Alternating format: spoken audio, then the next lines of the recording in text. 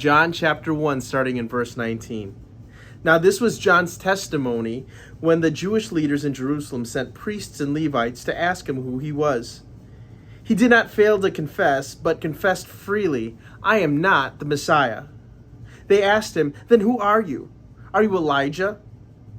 He said, "I am not." "Are you the prophet?" He answered, "No."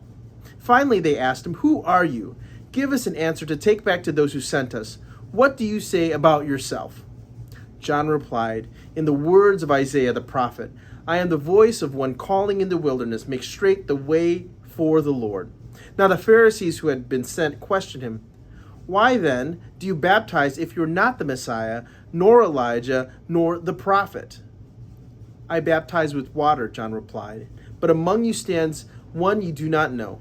He is the one who comes after me, the straps of whose sandals I'm not worthy to untie." This all happened at Bethany, on the other side of the Jordan, where John was baptizing.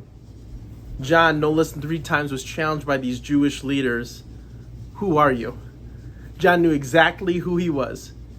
When asked, he knew he wasn't Messiah. He knew he wasn't Elijah, and he certainly knew he wasn't the prophet, the one that would be as great as Moses.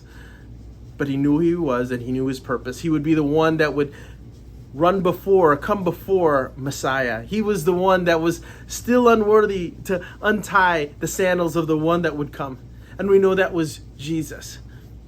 But he was accomplishing his purpose. He was doing exactly what God had called him to do.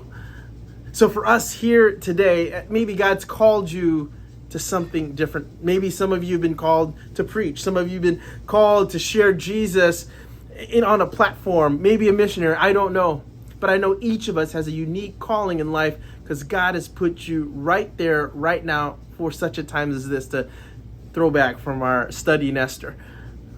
Why can't we be that? Why can't we be exactly who God's called us to be in that moment? Can I challenge you today? When you're being challenged today by all sides, who are you? What do you stand for? What do you believe? God has put it in you to do exactly what he's designed you to be and who to be. You don't have to be anybody else, but who God's called you to be.